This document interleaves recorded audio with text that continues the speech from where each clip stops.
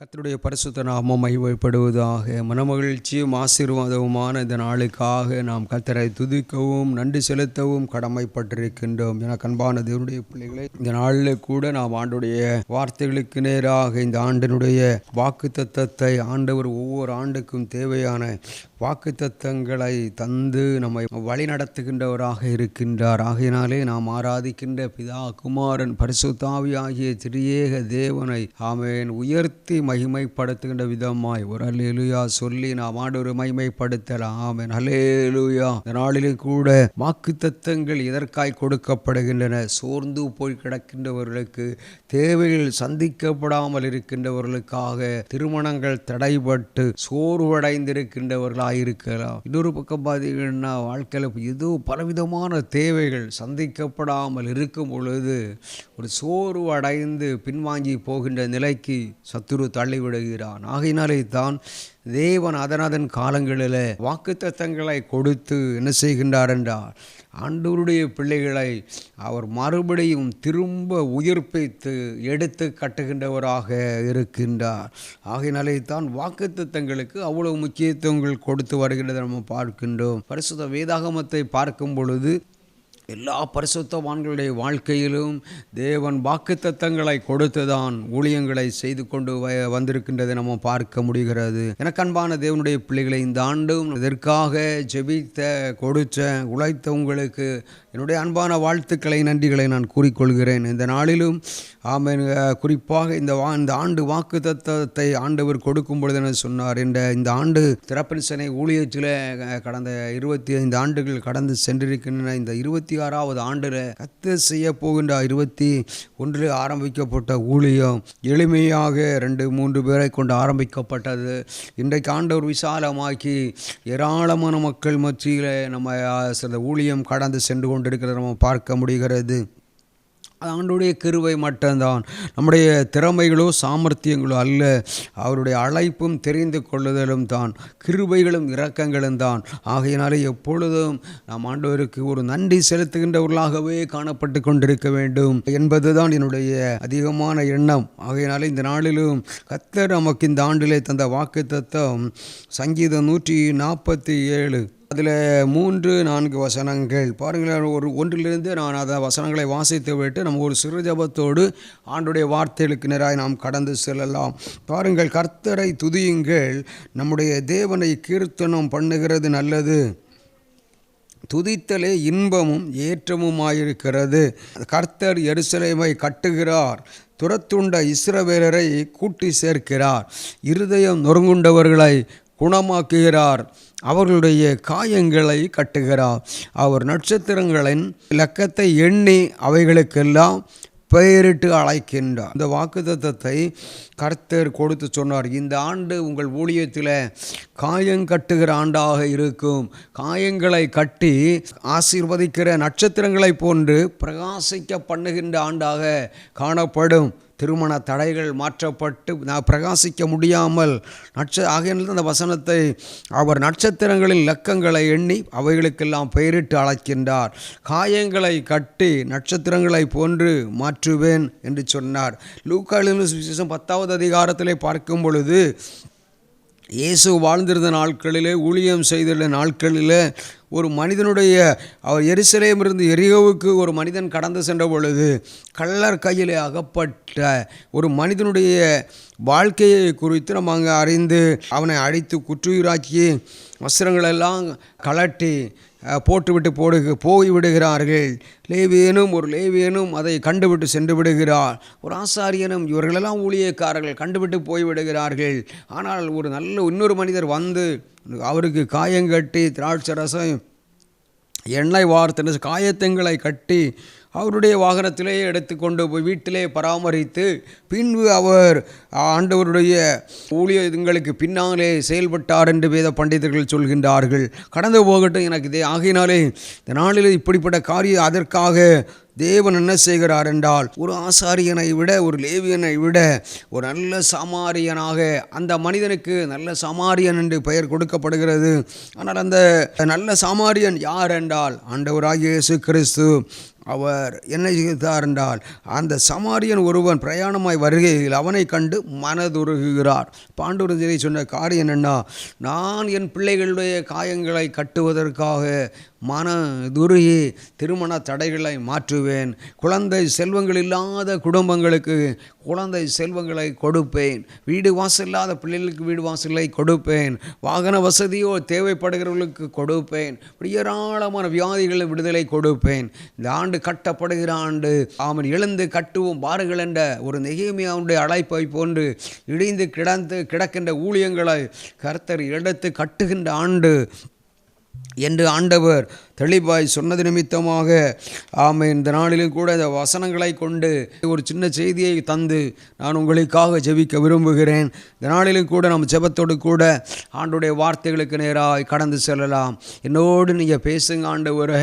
பேசுவது நீங்கள் அல்லப்பா ஆண்டவரே. மனிதன் அப்பத்தினாலே மட்டுமல்ல ஆண்டவரே, உலகத்திலே காணப்படுகின்ற சுவை நிறைந்த உணவுகளினால் மட்டுமல்ல, உம்முடைய நாவிலிருந்து புறப்படுகின்ற ஒவ்வொரு வார்த்தைகளினாலும் ஆண்டு பிழைப்பான் என்று சொன்னீரப்பா.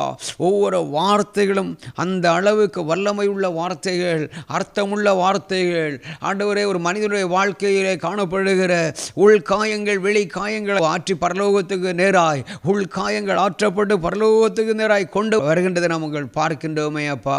வெளி காயங்கள் ஆற்றப்பட்டு தகப்பனே ஆண்டவரே, இந்த பூமியில் அவர்கள் மனமகிழ்ச்சியோடு ஆரோக்கியத்தோடும் ஆசீர்வாதத்தோடும் வாழ வைக்கின்றவராயிருக்கிறீர்கள் அல்லவா.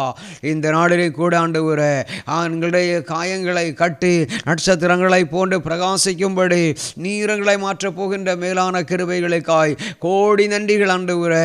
அநேகர் தொடப்பட்ட நன்றி கர்த்தருடைய ரேமான ஆண்டுடைய வல்லமை ரேகா தூனா சே நன்றி ஆண்டவரே. உடைய வல்லமைகளுக்கு நன்றி, கிருபைகளுக்கு நன்றி, இரக்கங்களுக்கு நன்றி அப்பா. இந்த ஆண்டு முழுவதும் காயம் கட்டி ஆண்டவரே திறப்பின் சேனை ஊழியத்தில் யாரெல்லாம் இருக்கின்றார்களோ தகப்பனே இணைந்து செயல்படுகிறார்களோ, இந்த வார்த்தையை கேட்கிற யாராயிருந்தாலும் எல்லாருடைய காயங்களும் கட்டப்பட்டு ஆண்டவரே நட்சத்திரங்களை போன்று பிரகாசிக்கும்படி நீர் எங்களுக்காய் மனதுருக போகிறதற்காக கோடான கோடி நன்றிகள் ஆண்டவரே. காயம் கட்டி ஆண்டவரே கரை சேர்க்கும் பொழுது துதிக்கிறதும் நன்றி செலுத்துகிறதுமாக எங்கள் வாழ்க்கையை மாற்றி உம்முடைய நாமத்தை மகிமைப்படுத்தி அருளுங்கப்பா. நீங்கள் அப்படி செய்தரோட போகிறதற்காக கோடான கோடி நன்றிகள் ஆண்டவரே. அநேகருடைய கண்ணீர்கள் துடைக்கப்பட போகின்றதற்காய் நன்றி அப்பா. தொடர்ந்து நீர் எங்களோடு பேசுவீராக. உடைய நாம் மகிமைப்படட்டும் அப்பா. நீர் மகிமைப்பட்டருளுவீராக. எல்லாருடைய காயங்களும் கட்டப்படட்டும் ஆண்டவரே. வார்த்தைகளினால் ஏற்பட்ட காயங்கள், உள் காயங்கள், வெளி காயங்கள், ஆறாத காயங்கள் இந்த நாளில் ஆற்றுவீராக. நன்றி ஆண்டவரே. எல்லா காயங்களிலிருந்தும் ஈட்டி எடுத்து குத்துவதை போன்று காணப்படுகிற வார்த்தைகளை போன்ற காயங்கள் தாவீது சொல்கிறாரே, ஆண்டவரே வார்த்தைகள் ஈட்டி எடுத்து குத்துவதை போன்று காணப்படுகிறது என்று ஆண்டவர் சங்கீதத்தில் தாவீது எழுதுகிறார். வார்த்தைகளினால் ஏற்பட்ட காயங்கள், ஆறாத காயங்கள், நாள்பட்ட காயங்கள், எல்லா காயங்களையும் உம்முடைய வசனத்தை அனுப்பியப்பா, வார்த்தை அனுப்பி ஆண்டவரே உம்முடைய பிரசன்னத்தை கொண்டு அப்பா, உம்முடைய மகிமையை கொண்டு அப்பா நன்றி நன்றி ஆண்டவரே. பொழுது உம்முடைய வல்லமை கடந்து செல்கிறதற்காக நன்றி. தடைகள் மாறுவதற்காக நன்றி. போராட்டங்கள் விடுதலை கொடுப்பதற்காக நன்றி ஆண்டவரே. சரித்திரங்கள் மாறு போகிறதற்காக நன்றி. சில சாப கட்டுகள் விடுதலை தரப்போகிறதற்காக நன்றி. பல வருடங்களாய் ஆண்டவரே காயப்பட்டு ஆண்டவரை செயல்பட விடாதபடி அடித்து குற்றுயிராக்கப்பட்ட ஒரு மனிதனை போன்றப்பா இடத்திலே யாரெல்லாம் அந்த வார்த்தையை கேட்கின்றார்களோ அத்தனை பேருடைய வாழ்க்கையிலும் அற்புதங்கள் நடக்க கிருபை தாரும். பல ஆண்டுகள் படித்தும் வேலை இல்லாமல் இருக்கிற, வேலைக்காக எதிர்பார்த்து கொண்டிருக்கிற, டெஸ்ட் எழுதி வருகிற ஒவ்வொருவருக்காக ஜெபிக்கிறேன் அப்பா. ஒவ்வொரு ஆண்டவரே இளம் தலைமுறையை பிள்ளைகளுக்கு ஆண்டவரே நீர் வேலை வாய்ப்புகளை கொடுத்து உயர்ந்த அடைக்கலங்களை வைப்பீராக. வருமானங்களுக்கான வழிகளை உண்டு பண்ணி கொடுப்பீராக. அற்புதங்களை செய்கிற தேவன் நீர் அல்லவா. காயப்பட்டு நின்ற எங்களையும் ஆண்டவரை எல்லா காயங்களையும் நீர் மாற்றி அற்புதம் செய்து உடைய நாமத்தை மகிமைப்படுத்துங்கப்பா. வாழ்க்கை ஆண்டவரே இந்த உலகத்தில் வாழவே முடியாது, தற்கொலை தான் முடிவு என்ற நிலையில் காயப்பட்டு கடந்து போயிருக்கிற எந்த யாரெல்லாம் ஆண்டவரே வார்த்தையை கேட்டுக்கொண்டிருக்கிறார்களோ அத்தனை குடும்பங்களும் அப்பா உம்மாலே எடுத்து கட்டப்பட கிருபை தந்து வழி நடத்தி உம்முடைய நாமத்தை மகிமைப்படுத்தி அருளுங்க. நீங்கள் அப்படி செய்தருள போகிறதற்காய் கோடி நன்றிகளப்பா.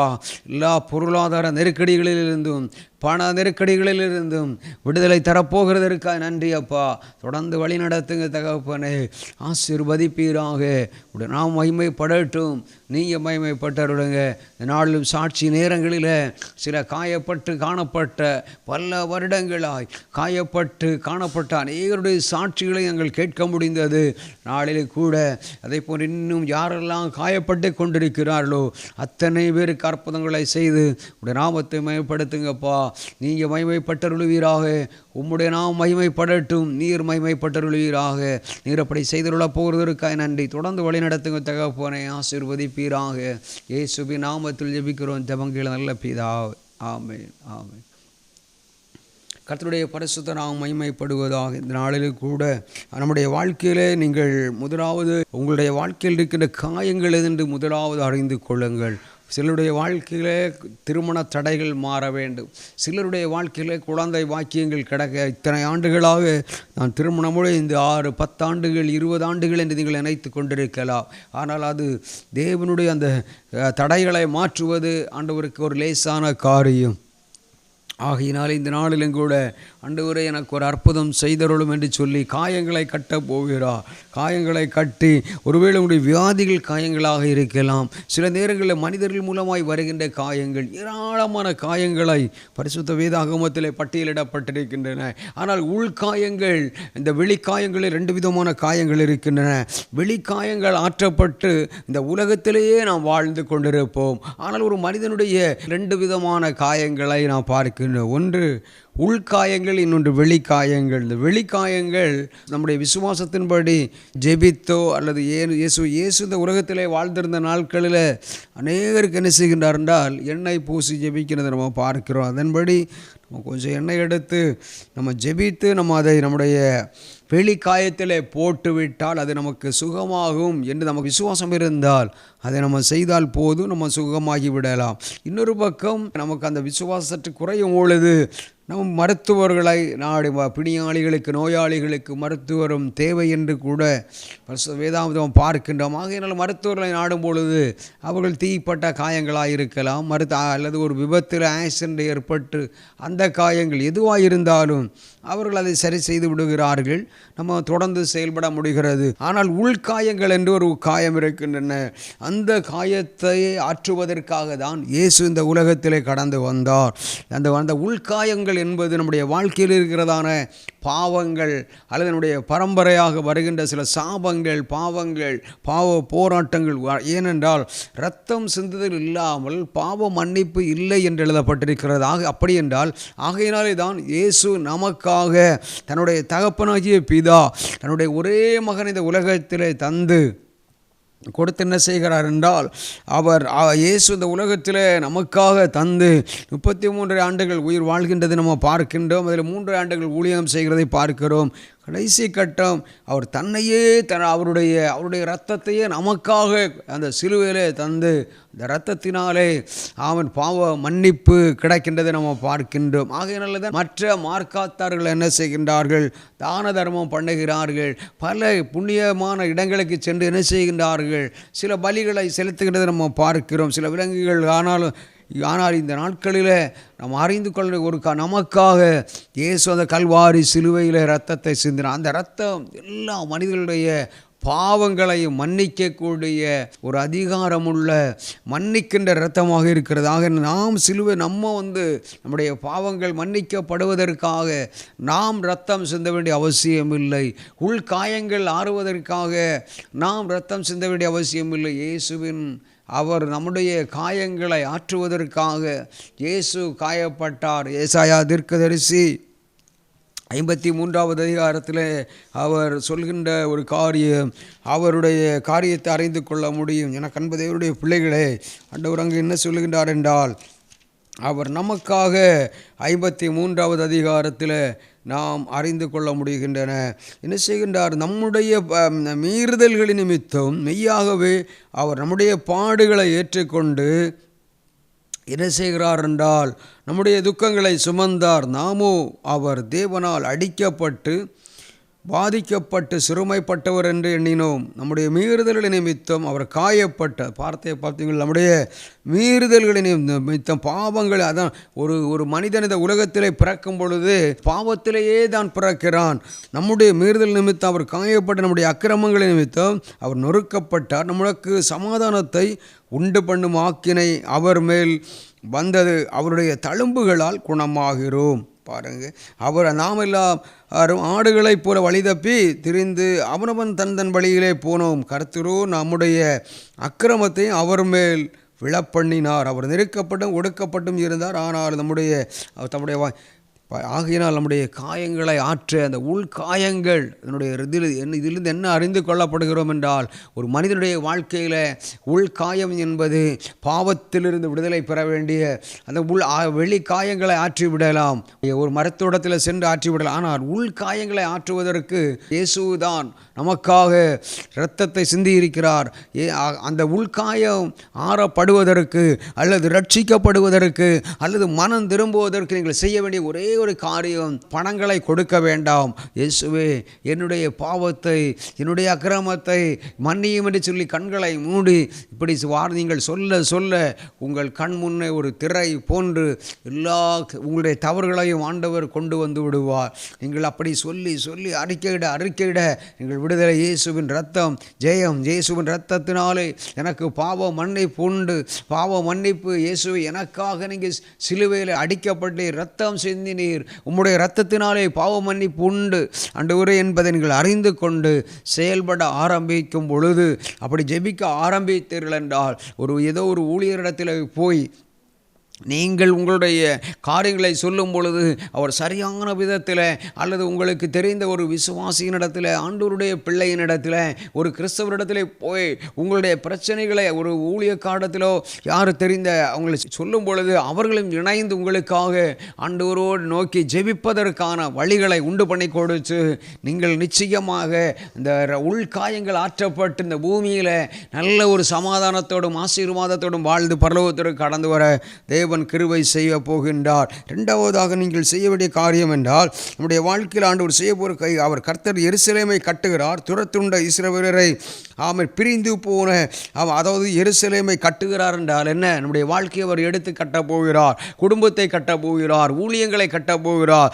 நம்முடைய நாட்டின் மக்களை ஆண்டவர் எடுத்து கட்டப் போகிறார். இந்த ஆண்டு கர்த்தருடைய பிள்ளைகளுடைய வாழ்க்கையை கர்த்தர் செய்ய போகிற நோய், இருதயம் நொறுங்குண்டவர்களை அவர் குணமாக்கி அவருடைய காயங்களை கட்டுகின்றார். நம்முடைய வாழ்க்கையில் ஏற்பட்டிருக்கின்ற இழப்புகள் அல்லது காயங்கள், ஒவ்வொரு எல்லா வெளிய காயங்களையும், கடன் பிரச்சனை என்கின்ற காயங்கள், வியாதிகள் என்கின்ற காயங்களிலிருந்து ஆண்டவரே, நீங்கள் சில மனிதர்களிடத்திலிருந்து வெளியே வர முடியாதபடி இக்கட்டில் நீங்கள் சிக்கி கொண்டிருக்கலாம். ஆனால் கர்த்தர் இந்த ஆண்டு வெளியே கொண்டு வந்து காயங்களை கட்டி என்ன செய்கிறாராம்? அவர் நட்சத்திரங்களின் லக்கத்தை எண்ணி அவைகளுக்கெல்லாம் பெயரிட்டு அழைக்கின்றார் என்று எழுதப்பட்டிருக்கின்றது. பாருங்கள், ஒரு நட்சத்திரம் என்றால் ஒரு ஸ்டார் என்றாலே அநேகரம் அறிந்து கொள்ள முடியும். ஜெஸ்ஸர் ராணிக்கு கொடுக்கப்பட்ட ஒரு பெயர் ஒரு ஸ்டார் என்று தான் வேத பண்டிதர்கள் சொல்லி. காரணம், கலங்கின ஒரு காயப்பட்ட ஒரு சூசான் அரண்மனை, அந்த காயங்களை கட்டுவதற்காக ஆண்டவருடைய பிள்ளைகளாகிய யூத மக்கள் அழியப் போகிறார்கள் என்ற செய்தி மொர்தெகாயின் மூலம் எஸ்தருக்கு வந்தவுடன் எஸ்தர் ஒரு மிகப்பெரிய ராணி மேன்மையில் இருக்கின்றாள். ஆனால் அந்த மிகப்பெரிய பொறுப்பையே வேண்டாம் என்று உதறிவிட்டு சில நாட்கள் இதற்காக நாம் என்ன செய்ய வேண்டும் என்று திட்டமிட்டு எஸ்தர் ராணியும் கூட மொர்தெகாய் எல்லாரும் இணைந்து 3 நாட்கள் உபவாசம் பண்ணின பொழுது காயப்பட்ட கலங்கின சூசான் அரண்மனை களிப்பாய் மாறிவிடுகிறது. ஆக நம்முடைய வாழ்க்கையில் இன்றைக்கு ஆண்டவர் காயம் கட்டுகிறவராக கடந்து வந்து அற்புதம் செய்ய ஆயத்தமாக இருக்கிறார். அதற்காக முதலாவது அவர் காயம் கட்டுவதற்காக என்ன செய்வார் என்று சொல்லி லூக்கா எழுதின சுவிசேஷம் 11வது அதிகாரத்தில் நம்ம பார்க்க முடிகிறது. ஒரு மனுஷன் பாருங்கள், ஒரு மனுஷன் அவனுக்காக கர்த்தர் என்ன செய்கிறார் என்றால் மனதுருகுகிறார். அதாவது இயேசு பிரதியுத்தரமாக, ஒரு மனுஷன் எருசலேமிலிருந்து எரிகோவுக்கு போகையில் கள்ளர் கையில் அகப்பட்டான். அவர்கள் அவன் வஸ்திரங்களை உந்து கொண்டு அவனை காயப்படுத்தி குற்றுயிராக்கி விட்டு போனார்கள். அப்பொழுது தற்செயலாய் ஒரு ஆசாரியன் அந்த வழியே வந்து அவனை கண்டு பக்கமாய் விலகி போனான். அந்தபடியே ஒரு லேவியனும் அந்த இடத்திற்கு வந்து என்ன செய்கிறான்? அவனை கண்டு விலகி போனான். பின்பு சமாரியன் ஒருவன் பிரயாணமாய் வருகையில் அவனை கண்டு மனதுருகி. இதுதான் கர்த்தர் இந்த நாளில் நமக்கு செய்ய போகிறார்.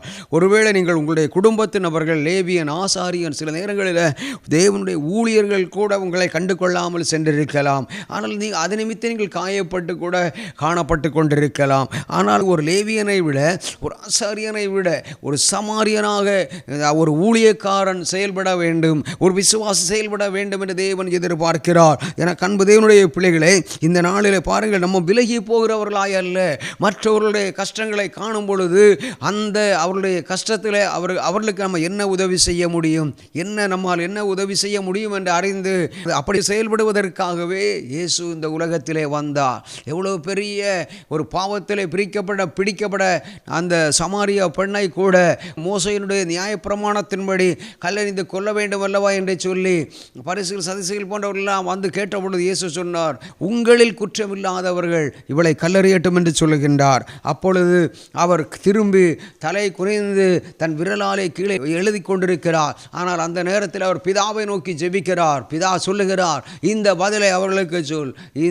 அந்த பதிலை கேட்டு சொன்னவுடன் ஒருவரையும் காண முடியவில்லை. எல்லாரும் இரண்டாவதாக இருந்து பார்க்கும் பொழுது அதை போன்று பாருங்கள், இயேசு காயப்பட்டு கிடக்கின்றவர்களைத்தான் ஆகையினாலே நானும் உன்னை குற்றவாளியாக தீர்க்கப் போகிறதில்லை, நீ ஆகையினால் இனி நீ என்ன செய்யாதே, பாவம் செய்யாதே என்று சொல்லுகின்றார். பாருங்கள், அந்த அளவுக்கு இயேசு காயப்பட்டவர்களுடைய காயங்களை, அவளை கல்லெறிந்து கொல்லப்பட வேண்டிய ஒரு பெண், ஆனால் இயேசு அவளுக்காக மனதுருகி என்ன செய்கிறார்? அந்த கல்லெறிகின்ற அவளை உயிரோடு வாழ வைத்தவர். இன்றைக்கு நம்முடைய வாழ்க்கையில் நாம் அப்படித்தான் இருக்க வேண்டும். ஊழியர்களாக இருக்கலாம், விசுவாச பிள்ளைகளாக இருக்கலாம், ஒரு கிறிஸ்தவராக இருக்கலாம், விசுவாசியாக இருக்கலாம், யாராக இருந்தாலும் சரிதான். ரட்சிக்கப்பட்ட பின்பு நம்முடைய வாழ்க்கையில் என்ன, நாம் நம்முடைய குடும்பம் என்று மட்டும் இருக்காமல் யார் கஷ்டப்படுகிறார்களோ அவர்களுக்கு உதவி செய்வதற்காக தான் இயேசு இந்த உலகத்திலே வந்தார். இந்த ஆண்டு நம்முடைய ஊழியத்தில் இப்படித்தான் நடக்கப் போகிறது. ஆகையினாலே தான் பாருங்கள் அதை ஒரு அன்னை தெரசா கூட எந்த அளவுக்கு தன்னுடைய வாழ்க்கையை அர்ப்பணித்ததன் மூலமாக இந்திய அரசால் அங்கீகரிக்கப்பட்டிருக்கின்றார்கள் என்பதை நாம் அறிந்து கொள்ள வேண்டிய அவசியம். வாழ்விழந்த மக்களுக்கு வாழ்வு கொடுப்பதற்காக காப்பகங்களை உண்டு பண்ணி பல இடங்களிலே உணவுகளை ஆயத்தம் பண்ணி கொண்டு வந்து கொடுத்து எத்தனையோ வாழ்விழந்த மக்களுக்கு வாழ்வு கொடுத்திருக்கின்றார்கள். பாருங்கள், கடைசி அவர்கள்தான் ஒரு நல்ல சமாரியன். ஆகையினால் தான் இந்த சமாரியன் யார் என்றால் ஆண்டவராய் இயேசு கிறிஸ்து. அவர் செய்கின்ற முதல் காரியம் என்னவென்றால் மனதுருகுகின்றார். இன்றைக்கு நமக்காக அவர் மனதுருகி என்ன செய்ய போகின்றார்? நம்முடைய காயங்களை கட்டப் போகிறார். அந்த மனிதன் ஒரு கள்ளர் கையில் அகப்பட்டவுடன் அவனுடைய முதலாவது வஸ்திரத்தை கலற்றி விடுகின்றார்கள். இரண்டாவது, அவனிடத்தில் வேத பண்டிதர்களுடைய கணக்கின்படி அவன் என்ன செய்கிறார்? அவனிடத்தில் இருந்த எல்லா பொருட்களை என்ன செய்தார்களாம்? எடுத்துக்கொண்டார்கள். அவனை காயப்படுத்தி குற்றுயிராக்கி அவன் செயல்பட முடியாமல் அவனை கண்டு பக்கமாய் விலகி போனார்கள். ஆனால் அவன் என்ன செய்கிறான் என்றால், அவனுடைய வாழ்க்கையில் என்ன செய்கின்றார் என்றால் பக்கம் விலகி போகின்றது நம்ம பார்க்கின்றோம். அடித்து குற்றுயிராக்கி போட்டு விட்டு போகிறார்கள், காயப்படுத்தி குற்றுயிராக விட்டு போனார்கள். எவ்வளவு பயங்கரமான காரியம்! ஒரு உதவி செய்ய வேண்டிய இடத்துல இப்படி விட்டு விடுவது ஒரு இப்படிப்பட்ட சூழ்நிலைகளிலே தான் நீங்களும் நானும் நம்முடைய ஊழியங்களும் காணப்பட்டு கொண்டிருக்கிறது. ஆனால் இந்த ஆண்டு கர்த்தர் சொல்லும் காரியம் என்ன? காயங்களை அவர் கட்டுவார். காயங்களை கட்டி நட்சத்திரங்களை போன்று பிரகாசிக்க பண்ணுகின்றவராக இருக்க போகிறார். அதற்காக இயேசு முதலாவதாக அந்த நல்ல சமாரியன் என்ன செய்தான்? முதலாவது அவனுடைய மனதில் ஒரு மனதுருக்கம் உண்டாயிட்டு, ஐயோ அந்த மனிதன் வஸ்திரம் இல்லை, அடித்து அவர் உயிரிழந்து போய் விடுவானே, உணவு கொடுப்பது யார்? உடனடியாக அவனுடைய அருகாமையிலே போய் திராட்சை ரசத்தையும் எண்ணெயும் போட்டு அவனுடைய காயங்களை கட்டி அந்த நல்ல சமாரியன் என்று சொல்கின்ற மனிதர் அவருடைய வாகனத்தில் எடுத்து அந்த வாகனத்திலேயே தன்னுடைய வீட்டுக்கு கொண்டு வந்து அவனை பராமரித்த பின்பு வேத பண்டிதர்கள் சொல்கிறார்கள், இந்த மனிதனுக்கு பின்னே கடந்து போனார்களாம். இதுதான் இயேசு. இப்படித்தான் செயல்படுகிறவராக இருக்கின்றார். சொல்லுகின்றார். பேரபிள்ஸ் ஆஃப் ஆங்கிலத்தில் இயேசுவை குறித்து பேரபிள்ஸ் ஆஃப் காட், உவமைகளின் தேவன். இயேசு எல்லா இடத்திலும் ஒரு சரியான விதத்தில் பேசுகிறார். ஏன்னா அவருக்குள் இருந்த ஞானம், அப்படிப்பட்ட ஞானம் இயேசுவுக்குள் காணப்பட்டுகிறத நாம் பார்க்கிறோம். இயேசுடைய சகோதரர்கள் கூட சொன்னார்கள், இயேசு அந்த அளவுக்கு அவர் ஞானத்தில் அவர் சிறந்தவராக காணப்படுகிறார் பாருங்கள். பின்னர் பிரயாண வருகையில் அவனை கண்டு மனதுருகி கிட்ட வந்து அவருடைய காயங்களில் எண்ணெய் திராட்சரசம் வார்த்து காயங்களை கட்டி அவனை தன் சுய வாகனத்தில் மேட்டு என்ன செய்கிறாராம், சத்திரத்துக்கு கொண்டு போய் அவனை பராமரித்தார்கள். ஒரே ஒரு காரியம், நம்முடைய பல சம்பவங்கள் சொல்லப்பட்டிருக்கின்றன.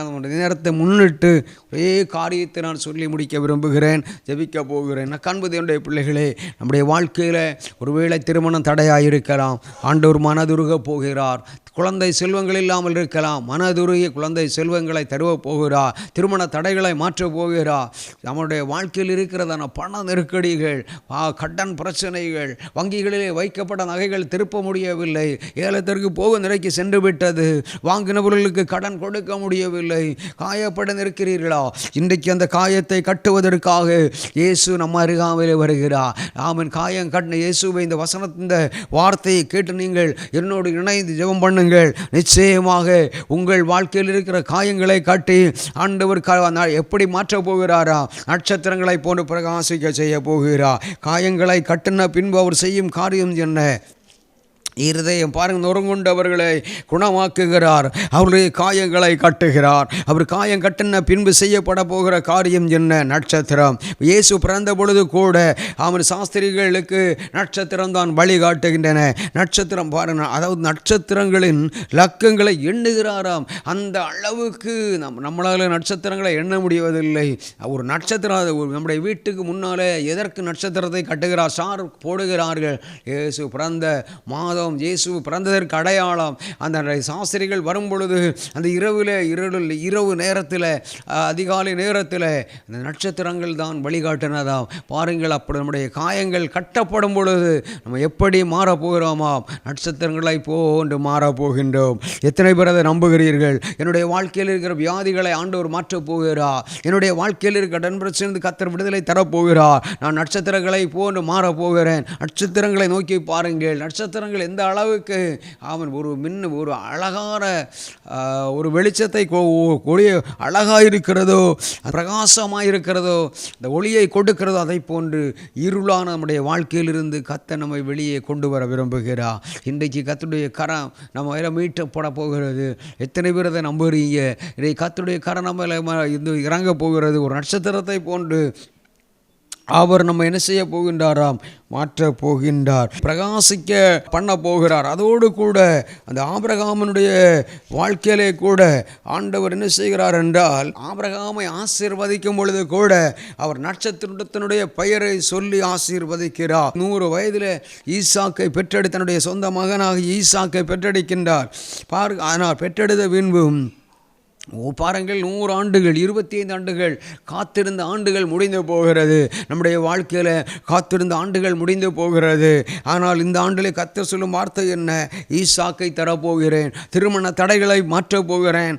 ஈசாக்குக்காக ரெபேக்காளை ஆயத்தம் பண்ணின ஆண்டவர் இந்த ஆண்டு திருமண தடையோடு யாரெல்லாம் உங்கள் குடும்பத்தில் சில வருடங்களாக காயப்பட்டு ஆமென் திருமணம் தடைப்பட்டு நின்று கொண்டிருக்கலாம். குழந்தை செல்வங்கள் தடையில் நீங்கள் பெற்றுக்கொள்ள முடியாதபடிக்கு கிடைக்காமல் தடையாய் காணப்பட்டு கொண்டிருக்கலாம். சரீர உறுப்புகளிலே ஏற்பட்ட பாதிப்புகளை மாற்றி அற்புதம் செய்ய வல்லமையுள்ள தேவன் நம்மோடு கூட இருக்கிறார். ஆபிரகாமுடைய சரீரம் உயிரிழந்து போனது, செத்து போன ஒரு சரீரம், சாராளுடைய சரீரம். ஆனால் சரீரத்தினுடைய நிலையிலும் கர்த்தர் அற்புதம் செய்து ஈசாக்கை தந்தார் அல்லவா? இயேசு கூட பரிசுத்த ஆவியினாலே பிறக்கின்றதை நம்ம பார்க்கின்றோம். எனக்கு என்பதை பாருங்கள், அவர் அதற்கு பின்பு கூட ஆபிரகாமை அவர் சோதிக்கின்றார். 22வது வசனத்தில் அந்த வாக்குத்தத்த மகனை கொண்டு என்ன செய்கிறார்? மோரியா மலைக்கு கொண்டு போய் பலி செலுத்த சொல்கின்றார். அந்த பலிக்கு கூட அவர் தயங்காமல் ஆண்டுடைய வார்த்தையின்படியே என்ன செய்கின்றார் என்றால் அவர் கடந்து போகிறத நம்ம பார்க்கின்றோம். ஈசாக்கை கொண்டு போய் பலி செலுத்தும் பொழுது தீயை ஓங்குகிற நேரத்தில் ஆபிரகாமே பிள்ளையாண்டவர் என்ன செய்யாத கையை போடாது என்று சொல்லி அந்த வழியிலிருந்து மிகப்பெரிய சோதனையிலிருந்து அந்த மகனை வெளியே கொண்டு வருகிறார். நமக்கு முன்னே நிற்கிற சோதனை, பண பிரச்சனைகள், திருமண தடை, குழந்தை செல்வம் இல்லைங்க, ஊழியங்களில் ஆத்து மாறுபடை, இப்படி ஏராளமான இன்றைக்கு பலிக்காக மறைமுகமாக ஒரு முள் புதருக்குள்ளே ஒரு ஆட்டுக்கடாவை தேவன் ஆயத்தம் பண்ணி வைத்திருந்தார். இன்றைக்கு நமக்கு தெரிவதில்லை, நம்முடைய கண்களுக்கு தெரிவதில்லை. நமக்கு மறைவாக தேவன் வைத்திருக்கின்ற ஆசீர்வாதங்களை ஒரு கண் கண்டதில்லை, ஒரு காது கேட்டதில்லை. ஈசாக்கு பலியாக போகிறான் என்பது சாராளுக்கு கூட சொல்லாமல், தன்னுடைய சொந்த மனைவி சொல்லாமல் தான் ஆபிரகாம் கடந்து. காரணம், அவன் ஆபிரகாமுக்கு ஒரு விசுவாசம் உண்டு. மலையை பார்க்கிற அளவு தூரத்தில் வரும்பொழுது வேலைக்காரர்கள் யாரையும் கூட்டிக் கொண்டு போகவில்லை. சொல்லுகிறார், நான் என் பிள்ளையாண்டானும் சென்று திரும்பி வருவோம். அந்த ஃபெய்த், அந்த விசுவாசம் சாதாரணமானதல்ல. அந்த விசுவாசம் தான் நம்முடைய வாழ்க்கையில் நம்ம காயப்படும் பொழுது நம்ம மேலே சத்துரு ஜெயம் எடுத்து விடுகிறான். ஆனால் அதிலிருந்து, அந்த காயங்களிலிருந்து கர்த்தர் நம்மை வெளியே கொண்டு வர விரும்புகிறார். அந்த சோதனைகளிலிருந்து கர்த்தர் நம்மை வெளியே கொண்டு வர விரும்புகிறார். அந்த காயங்களாகிய பாருங்க, ஈசாக்கை கர்த்தர் வெளியே கொண்டு வந்த விதமா இன்றைக்கு சிலரை கர்த்தர் வெளியே கொண்டு வர விரும்புகிறார். மிகப்பெரிய ஊழியர்களாய் மாற்ற விரும்புகிறார். காயம் கட்டுகிறவராய் கடந்து வர போகிறார். கடைசியில் அவருக்கு பெயரை கொடுத்து விட்டு சொல்லுகிறார், நீ இப்பொழுது எனக்கு பயப்படுகிறவன் என்ற பெயரை கொடுத்து விட்டு சொல்லுகிறார், நான் உன்னை ஆசீர்வதிப்பேன்.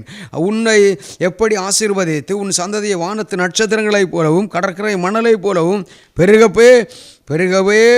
பண்ணுவேன் என்று உன் சந்ததியார் தங்கள் சந்ததிகளின் வாசல்களை சுதந்திரித்துக் கொள்வார்கள். பாருங்கள், அந்த ஸ்டாரை அவர் அங்கே கொண்டு வருகிறார். நட்சத்திரத்தினுடைய பெயரை கொண்டு வருகிறார். ஆசீர்வதிப்பார். அந்த அளவு வாக்குத்தத்தம் ஈசாக்கை குறித்தும் ஆபிரகாமுக்கு கொடுக்கிற வார்த்தை என்ன?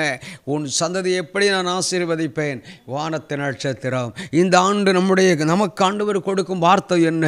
ஒரு நட்சத்திரத்தை நம்மாலே பார்க்க முடியும், எண்ண முடிவதில்லை. ஆனால் தேவனால் பார்க்கவும் முடியும், எண்ணவும் முடியும். அவர் நமக்கு கொடுக்கும் ஆசீர்வாதம் என்ன? உன் சந்ததியை வானத்து நட்சத்திரங்களை போன்றும் கடற்கரை மணலை போன்றும் பூமியின் தூளை போன்றும் பெருகுவார்கள். அது அந்த நாட்களில் வேதாகம காலங்களில் மக்களின் பெருக்கம். ஆனால் இந்த புதிய ஏற்பாட்டின் காலத்தில் ரட்சிக்கப்படுகிற மக்களின் கூட்டம் இன்னொரு மூன்றாவது ஆவிக்குரிய கண்ணோட்டத்தில் அது ஒரு பொருளாதார செழிப்பு, ஒரு ஆசீர்வாதம், ஆத்தும அறுவடை. சபைகளில் ஏராளமான மக்கள் வந்து பெருக போகிறார்கள். கரங்களை தட்டி கர்த்தரை மகிமைப்படுத்துங்கள். இந்த ஆண்டு நம்ம மூலமாய் ஒரு திரள் கூட்ட மக்கள் ரட்சிக்கப்பட்ட சபைகளில் சேர்க்கப்பட போகிறார்கள்.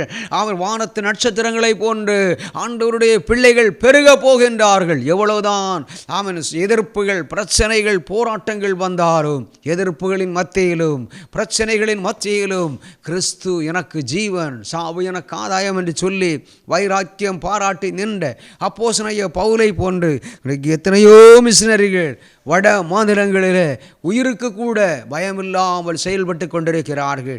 நான் போகாத மாநிலங்களே இல்லை இந்தியாவில். அத்தனை மாநிலங்களுக்கும் கடந்து சென்று மிஷனரி பணியை செய்திருக்கிறேன். ஆகையினால் நன்றாக தெரியும், நாங்கள் ஊழியத்திற்கு சென்று திரும்பி வந்தால் தான் உண்டு, இல்லை என்றால் இல்லை, அவ்வளவுதான். ஏனென்றால் அந்த அளவுக்கு பாடுகள், பிரச்சனைகள், போராட்டங்கள் நாங்கள் சந்தித்திருக்கிறோம். ஆகையினாலே தான் இதை நான் சொல்லுகிறேன். இன்றைக்கு இந்த ஆண்டு கர்த்தர் இந்திய நாட்டுக்கே கொடுக்கிற வார்த்தை என்ன? ஒரு திரள் கூட்ட மக்கள் ரட்சிக்கப்பட்டு ஆண்டவருடைய மந்தையிலே வரப்போகிறார்கள். சபைகள் எல்லாம் பலுகி பெருக போகிற எத்தனை பேர் விசுவாசிக்கிறீர்கள்? ஒரு பக்கத்தில் கிறிஸ்தவர்கள் என்று சொல்லப்படுகிறவர்கள், தேவனுடைய ஊழியர்கள் என்று சொல்லப்படுகிறவர்கள், விசுவாசிகள் என்று சொல்லப்படுகிறவர்கள் நட்சத்திரங்களை போன்று பிரகாசிக்க போகின்றார்கள். அதே போல் இன்னொரு பக்கம் ஒரு மிகப்பெரிய ஆத்தும அறுவடை உண்டாக போகிறது. ஒரு திரள் கூட்ட மக்கள் ரட்சிக்கப்பட்டு சபைகளிலே சேர்க்கப்பட போகிறார்கள். பரலோகத்திற்கு வரப்போகிற இத்தனை பேர் அதை நம்புறீங்க? இதான் வார்த்தை, எடுத்துக்கொள்ளுங்கள். நட்சத்திரங்களை போன்று ஆகையினாலே தடைகள் வந்துவிட்டது, போராட்டங்கள் வந்து விட்டது, சுவிசேஷங்களை அறிவிக்க முடியவில்லை என்ற கலக்கங்கள் வேண்டாம். காயப்பட்டிருக்கிற உங்களை என்னையும் பார்த்து கர்த்தர் சொல்கிறார், காயங்களை கட்டி கரை சேர்க்க போகிறேன். அவர் காயம் ஏற்கனவே எவ்வளவு பெரிய நீதிமான் நீதிமானாகிய உத்தமனான சன்மார்க்கனாகிய ஆண்டவருடைய வார்த்தை கீழ்ப்படிந்து கடந்து போன ஆபிரகாமையே கர்த்தர் சோதித்தார். உன்னுடைய வாக்குத்தத்த மகன் 25 ஆண்டுகள் காத்திருந்து பெற்றெடுத்த மகனை கொண்டு மோரியா மலையிலே கொண்டு பலி செலுத்து. அதற்கு கூட தயங்காமல் போனபடியினால் அவன் மூலம் அவனுக்கு ஆசீர்வாதத்தை கொடுக்கும் பொழுது அந்த நாட்களிலே மக்கள் பிறக்கும், இந்த நாட்களில் ரட்சிக்கப்படுகிற மக்களின் பிறக்கும். மூன்றாவதாக பொருளாதார செழிப்பு. சில ஆசீர்வாதத்தில் அவரை 3 ஆசீர்வாதங்களை வானத்து நட்சத்திரங்களை எண்ண முடியும் எண்ணிப்பார் என்ற கர்த்தருடைய வார்த்தை மண் குகையில் 7 தரம் உருக்கி புடமிடப்பட்ட வெள்ளிக்கு ஒப்பான சுத்த சொற்களாயிருக்கிறது. ஒரு வசனத்துக்கு 7 அர்த்தங்கள் வரை கொடுக்கப்படுகின்றன வேத பண்டிதர்கள் மூலமாக. சங்கீதத்தில் அந்த வசனத்தை நம்ம பார்க்க முடிகிறது. இந்த நாளிலே மூன்றாவதாக ஒரு பெருக்கம். ஆபிரகாமை குறித்து கர்த்தர் சொல்கிறார், அவன் பெரிய சீமான். அப்படி என்றால் ஈசாக் ஆகட்டும், இஸ்ரவேல் ஆகட்டும், இவர் போவாஸ் ஆகட்டும், யோபோ, இவர்கள் எல்லாருமே சீமான்கள். சீமான்கள் என்றால் பல கோடிகளுக்கு அதிபதிகள். ஆகினாலே இந்த நாளிலே கூட கர்த்தர் நம்முடைய பொருளாதாரங்களை உயர்த்த போகிறார். அத்தனை பேருக்கு வலது கரத்தை உயர்த்தி ஜெப நேரத்திலே ஆண்டவரோடு கேட்க போகிறார். ஆண்டவரே, என்னுடைய வாழ்க்கையிலே காணப்படுகிற பொருளாதார தடைகளை மாற்றி பொருளாதாரத்தில் எனக்கு ஒரு ஆண்டவரே ஆமென் ஒரு உயர்வை தாங்கப்பா. ஒரு வானத்தின் நட்சத்திரங்களை போன்றும் கடற்கரை மணலை போன்றும் பூமியின் தூளை போன்றும் உங்களுடைய பிள்ளைகளை நீர் ஆசீர்வதிப்பேன் என்று வாக்கு தந்திருக்கிறீரே. வாக்கு தந்த நிறைவேற கிருபை தாரும் என்று ஆண்டவரோடு கேளுங்கள். காயப்பட்டு கிடக்கிற நீங்கள் ஆண்டவரிடத்தில் கேட்க வேண்டிய வார்த்தை என்ன? ஆண்டவரே, நீங்கள் உங்கள் பிள்ளைகளை கொடுத்த வாக்கு தத்தங்கள் என்ன? காயங்களை கட்டுவேன். வெளி காயங்கள் உள்காயங்கள். வெளி காயங்கள் மனிதர்கள் மூலமாய் கட்டப்படுகின்றன, ஆற்றப்படுகின்றன. ஆனால் உள்காயங்களை ஆற்றுகின்றது இயேசுதான். ஆமென். இயேசுவே நமக்காக அந்த சிலுவையிலே பலியானார். உள்காயங்களை ஆற்றப்படுவதற்கு அந்த ரத்தம் சிந்துகிறதன் மூலமாக. அதனால தான் இன்றைக்கு எத்தனையோ ஊழியர்களுடைய சாட்சிகளை கேட்கும் பொழுது, விசுவாச பிள்ளைகளின் சாட்சிகளை கேட்கும் பொழுது, அவர்கள் எல்லாரும் நம்ம சமுதாயத்தில் ஒன்றுக்குமாகாத நம்பர் 1 ஒன்றுக்குமாகாதவர்கள். அப்படி என்றால் என்ன? நம்பர் 1 ரவுடிகள் கூட பைபிளை தூக்கி கொண்டு பரிசுத்த வேதாகமத்தை தூக்கி கொண்டு இயேசு நல்லவர் என்று சொல்லிக்கொண்டு செயல்படுகிறத நம்ம பார்க்கின்றோம். இன்றைக்கு கர்த்தர் நம்முடைய வாழ்க்கையில் ஒரு காயத்தை உள்காயங்களை கட்டி உள்காயங்களை கட்டி காயங்களை ஆற்றி பரலோக அந்த ரட்சிப்பு என்ற அந்த புதிய ஒரு இருதயத்தை தந்து நம்மை பரலோகத்திலே கொண்டு வந்து விட போகிறார். ரட்சிப்பு, ஞானஸ்நானம், திருவிருந்துதல், கம்யூனி இவைகளெல்லாம் பங்கு பெற்று பரலோகத்திற்கு பங்காளியாக சொந்தக்காரர்களாக தேவன் நம்மை மாற்ற விரும்புகிறார். இந்த மூன்றாவது காரியத்தை அறிந்து கொள்ளுங்கள். 1 காயங்கள், உள்காயம், வெள்ளை காயம். உள்காயங்கள் ஆற வேண்டிய காயங்கள், அது ரட்சிப்பு என்கின்ற காயங்கள். வெளி காயங்கள் என்பது நம்முடைய சரீர ஆரோக்கியம். அதற்கு நீங்கள் நானும் செய்ய வேண்டிய காரியங்கள் என்ன? வெளி காயங்களுக்கு ஆண்டவரே, நீர் உம்முடைய பிள்ளைகளுக்கு காண்டா மிருகத்துக்கு பலன், கழுகுகளை போன்ற கரங்கள், மான்களை போன்ற கால்களை கொடுப்பேன் என்று சொன்னீரே. அப்படி என்னுடைய வாழ்க்கையில் திரையோ பரிசுத்தவான்களுடைய காயங்கள் கட்டப்பட்டு மறுபடியும் நீ ஊழியமே இல்லை என்று கடந்து போன ஊழியர்கள் கூட இன்றைக்கு மறுபடியும் திரும்ப உயிர்ப்பிக்கப்பட்டு மறுபடியும் அவர்களுடைய காயங்கள்லாம் கட்டி பாருங்கள், அடித்து குற்றுயிராக்கி போட்ட ஒரு மனிதனை காயங்கட்ட ஒரு நல்ல மனிதர் வந்தார், குட் சமாரியன். அவரை போன்று அதைவிட மேலாக அவர்தான் இயேசு, அந்த நல்ல சமாரியன். அவர் நமக்காக மனதுருகி நல்ல சமாரியனாக அந்த மனிதனுக்காக அவனும் விட்டு போயிருக்கலாம், விட்டு போகவில்லை. நம்மை உலகத்தோடு நாம் அழிந்து போகக்கூடாது என்கின்ற ஒரே காரணத்திற்காக பிதாவாகிய தேவன் இந்த உலகத்திலே இயேசுவை அனுப்பி நமக்கு என்ன செய்கிறார் என்றால், நம்முடைய காயங்கள் ஆற்றப்படுவதற்கும் நம்முடைய காயங்களை ஆற்றி நம்ம இந்த பரலோகத்திலே வருவதற்கும் இந்த உலகத்திலே வாழ்வதற்கும் இயேசுவை இந்த உலகத்தில் அனுப்பி சிலுவைக்கு ஒப்பு கொடுத்து கடைசி சொட்டு ரத்தம் வரையிலும் சிந்தி இருக்கிறார். ஆகையினாலே இந்த நாளிலே ஆண்டவர் நம்முடைய காயங்களை கட்டுவதற்கு தேவை என்ன? பணம் கொடுக்க வேண்டாம். அவர் நமக்காக மனதுருக போகிறார். ஆனால் அதற்கு நாம் செய்ய வேண்டிய காரியம் என்ன? கேளுங்கள், அப்பொழுது உங்களுக்கு கொடுக்கப்படும். என் நாமத்து நிமித்தம் நீங்கள் எதை கேட்டாலும் அதை நான் உங்களுக்கு தருவேன் என்று கர்த்தர் வாக்கு தந்திருக்கிறார். இந்த நாளில் நம்ம கேட்கின்ற அத்தனை காரியங்களையும் கர்த்தர் நமக்கு தந்து நம்மை வழி நடத்துவாராக. ஆமென். நம்ம ஜெபிக்கலாம். எல்லாரும் எழும்பி நில்லுங்கள். நம்ம ஜெபிக்கலாம். Thank you Lord. நன்றி தகப்பனே. இன்றைக்கு ஒரு ஜெபம் ஆண்டவரே, ஒரு விஷயம் எல்லாரும் எழும்பி நில்லுங்கள். ஆமென். முடியாதவர்கள் நீங்கள் அமர்ந்து கொள்ளலாம். இன்றைக்கு நீங்கள் ஜெபிக்க வேண்டிய காரியம் என்ன? நமக்கு தரப்பட்டிருக்கிற வாக்குத்தத்தம் என்ன? காயங்களை கட்டுவேன். நம்முடைய ஆறாத காயங்கள், உள்காயங்கள், வெளிக்காயங்கள், எல்லா காயங்களை வார்த்தைகளினால் ஏற்பட காயங்கள் இயேசுவின் இரத்தத்தினாலே நம்முடைய உள்காயங்கள். முதலாவது தேவனுடைய ராஜ்யத்தையும் அவருடைய நீதியையும் தேடுங்கள், அப்பொழுது இவைகள் எல்லாம் உங்களுக்கு கூட கொடுக்கப்படும். இன்றைக்கு கர்த்தர் தருகிற வார்த்தை என்ன? ஒரு பாவ மன்னிப்பின் நிச்சயத்தை கர்த்தர் நமக்கு தர விரும்புகிறார். ஒன்றில் நம்முடைய வாழ்க்கை அனலாக இருக்க வேண்டும். அவன் இல்லை என்றால் ஆண்டு இந்த நாள் பரிசுத்தம் உள்ளவர்கள் இன்னும் பரிசுத்தமாகட்டும் என்று ஆண்டவர் சொல்கிறார். பரிசுத்தத்துக்கு ரொம்ப முக்கியத்துவத்தை ஆண்டவர் கொடுக்கிறது நம்ம பார்க்கிறோம். இன்றைக்கு என்னுடைய வாழ்க்கையிலே காணப்படுகிற குறைகளை மன்னியும் அப்பா, குற்றங்களை மன்னித்தருளுவீராக, தவறுகளை மன்னித்தருளும் ஆண்டவர். என்னுடைய பாவங்களை கழுவும், என்னுடைய அக்கிரமங்களை கழுவும் என்று எத்தனை பேர் ஆயத்தமாக இருக்கிறீர்கள்? இன்றைக்கு கர்த்தர் அற்புதம் செய்யும்படியாக நமத்திலே கடந்து வந்திருக்கிறார். எல்லாரும் நாம் ஆண்டவரை நோக்கி பார்க்கலாம். ஹல்லேலூயா. ஓ நன்றி ஆண்டவரே, நன்றி ஆண்டவரே. ஒரு நல்ல சமாரியனாக இயேசு நமத்திலே கடந்து வந்திருக்கிறார். ஆமென். காயங்களை கட்டி கரை சேர்ப்பதற்காக, காயங்களை கட்டி நம்ம நட்சத்திரங்களை போன்று பிரகாசிப்பதற்காக, நம்முடைய காயங்களை கட்டுவதற்காக நமக்காக அவர் மன துருக போகிறார். எத்தனை பேர் விரும்புகிறீர்கள்?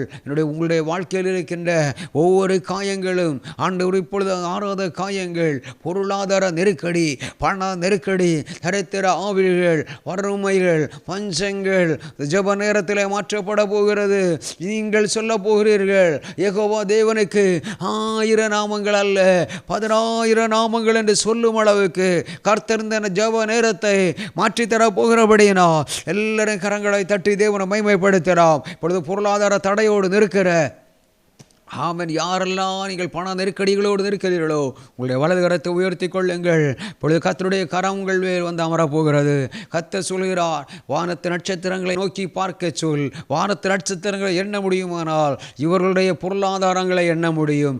எண்ணி முடியாத அதிசயங்களை, எண்ணி முடியாத பொருளாதார செழிப்புகளை ஆண்டவர் உங்களுக்காக உபாகமம் 28:12 படி நல்ல பொக்கிஷ சாலையாகிய வானத்தை திறந்து அவன் ஆசீர்வதிக்க போகின்றார். நன்றியப்பா, நீர் ஆண்டவரே, நன்றியப்பா. வானத்தை நாங்கள் காயங்கட்டுவதற்காக எங்களுக்காய் மனதுருகுகிறவரும் ஆண்டவர், எங்களுக்காக எங்களுடைய காயங்களை கட்டி பரலோகத்திலே சேர்க்கிறவரும், இந்த பூமியிலே ஆண்டவரே நன்றி, காயங்கள் கட்டப்பட்டு ஆண்டவரே நன்றி, ஆண்டவரே வாழ்வதற்கு ஆண்டவர் எங்களுக்கு கிருபை தருகிறவரும் நீரல்லவா. எங்களுக்காய் மன துருகி அன்றைக்கு கள்ளர் கையிலே அகப்பட்ட ஒரு மனிதனை ஆண்டவரே நீர் அவனுடைய காயங்களை கட்டி, ஆண்டவரே அவனுக்கு காயங்களை கட்டி வாகனத்தில் எடுத்து ஆண்டவரே வீட்டுக்கு கொண்டு வந்து பராமரித்து தொடர்ந்து அவனுடைய ஊழியங்களுக்கு பின்னாலே கடந்து சென்றான் என்று வேத பண்டிதர்கள் சொல்கின்றார்களே. நாளிலே கூட காயம் கட்டுகிற ஒருவர் இருக்கிறார். இதுவரையில் உங்கள் வாழ்க்கையில் இனி இனி நம்மாலே எழும்ப முடிவதில்லை, செயல்பட முடிவதில்லை என்று எண்ணங்களை உங்களுக்குள்ளே சத்துருவானவன் கொண்டு வந்திருக்கலாம். கர்த்தர் இந்த நாளிலே சொல்கிறார், நான் என் பிள்ளைகளின் காயங்களை ஆற்றப் போகிறேன். என்னுடைய உள் காயங்கள், வெளி காயங்கள், என்னுடைய இயேசுவின் கரங்களை நோக்கி பாருங்கள், இயேசுவின் கால்களை நோக்கி பாருங்கள், இயேசுவின் சிரசை நோக்கி பாருங்கள், முள்முடி வைத்து அடிக்கப்பட்டு காயப்பட்ட அந்த தழும்புகளை நோக்கி பாருங்கள், கரங்களிலே ஆணிகளால் ஏற்பட தழும்புகளை நோக்கி பாருங்கள், கால்களிலே ஆணிகளால் ஏற்பட்ட தழும்புகளை நோக்கி பாருங்கள், விழாவில் ஈட்டியினாலே குத்தப்பட்ட தழும்புகளை நோக்கி பாருங்கள். சரீரம் முழுவதும் காயங்கள். எதற்காக? நம்முடைய காயங்களை ஆற்றுவதற்காக. எப்படிப்பட்ட கொடிய வியாதிகளாக இருந்தாலும் இயேசு இந்த நேரத்தில் சுகத்தை தர விரும்புகிறார். அந்த சுகமளிக்கிற அவர் நமக்காக, நம்முடைய காயங்களை ஆற்றுவதற்காக அவர் காயப்பட்டார். இந்த நாளிலே கூட நன்றி ஆண்டவரே, எங்களுடைய காயங்களை, சில மனிதர்களுடைய காயங்கள் வெளியே சொல்ல முடியவில்லை ஆண்டவரே, இனி என்னுடைய என்னால் இனி வாழவே முடியாது என்கிற நிலைக்கு தள்ளப்பட்டிருக்கலாம், தற்கொலை தான் முடிவு என்ற நிலைக்கு தள்ளப்பட்டிருக்கலாம். கர்த்தர் இந்த நாளிலே சொல்லுகிறார், அதல்ல முடிவு. இன்றைக்கு உன் முடிவை மாற்றுகின்ற நாள். இன்றைக்கு இயேசுவை நேசிக்கிறார். இன்றைக்கு உனக்காய் மனதுருகி கொண்டிருக்கிறார். உன் காயங்கள் கட்டப்பட போகிறது. அன்றைக்கு அடித்து குற்றுயிராக்கி போடப்பட்ட அந்த மனிதனையே காயங்கட்டி கரை சேர்க்க முடியுமானால், அவனை பராமரித்து அவன் ஆண்டவருக்கு பின்னாலே கடந்து போக முடியுமானால், இன்றைக்கு நம்மை வழிநடத்த இயேசு வந்திருக்கிறார். நன்றி தகப்பனே. ஒவ்வொரு வியாதிகளையும் சிரசு முதல் பாதங்கள் வரையிலும், நரம்பு சம்பந்தமான வியாதிகள், எலும்பு சம்பந்தமான எல்லா வியாதிகளும் அப்பா ஒரே எல்லா வியாதிகளிலிருந்தும் விடுதலை கொடுத்து அற்புதமான சாட்சியாக நிறுத்துவீராக. முதுகு ஆண்டவர் நீங்கள் அப்படி செய்தருள போகின்ற கிருபைக்காய் கோடி நன்றிகளப்பா. உங்களுடைய வியாதி உள்ள இடங்களில் வலது கரத்தை வைத்து ஜெபியுங்கள். இப்பொழுது கர்த்தர் அற்புதத்தை செய்ய விரும்புகிறார். இல்லை ஒருவேளை இல்லை வலது கரத்தை உயர்த்தி கூட நீங்கள் ஜெபிக்கலாம். முதுகெலும்பு வலிகள், ஆண்டவர் மூளை நரம்பு பாதிக்கப்பட்டவர்கள், ஹார்ட் இருதய வலிகள், ஏசு சுகதம் தரும் மரவல்லமை உடைய காயப்பட்ட கரம், ஆணி பாய்ந்த கரம், கல்வாரி சிலுவையில் அடிக்கப்பட்ட கரம் இப்பொழுது உங்கள் மேல் வந்து அமர்கிறது. இயேசுவின் தழும்புகளினாலே சுகமாக்கப்படுகிறீர்கள். தகப்பனே உமக்கு நன்றி. புதங்களை செய்து உடைய நாமத்தை மைமைப்படுத்தியருளுங்க. சிறுமை நன்றி அப்பா. கர்த்தர் எருசலேமை கட்டுகிறார். குடும்பங்களை கட்டப் போகின்றதற்காய் நன்றி அப்பா. தொடர்ந்து ஆண்டவரே ஆண்டு அப்பா நட்சத்திரங்களை போன்று எங்களை பெருக செய்ய போகிறதற்காய் நன்றி. பிரகாசிக்க செய்ய போகிறதற்காய் நன்றி. காயம் கட்டப்படுகிறதற்கு எங்களுக்காக மனதுருகினதற்காய் கோடி நன்றிகளப்பா. நன்றி தகப்பனே. நான் மைமைப்படட்டும் அப்பா. நன்றி. நீங்கள் மைமைப்பட்டருளுவீராக. நன்றி அப்பா. நன்றி ஆண்டவரே. ஒவ்வொருடைய காயங்களையும் நீர் ஆற்றினதற்காக நன்றி. தொடர்ந்து அற்புதமான சாட்சிகளை கேட்கப் போகின்ற கிருபைகளுக்காய் கோடி நன்றிகளப்பா. தொடர்ந்து கூட இருந்து வழி நடத்தி உடைய நாமத்தை மகிமைப்படுத்தி உள்ளங்கப்பா.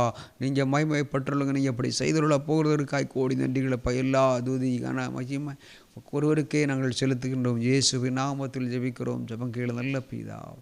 ஆமென், ஆமென்.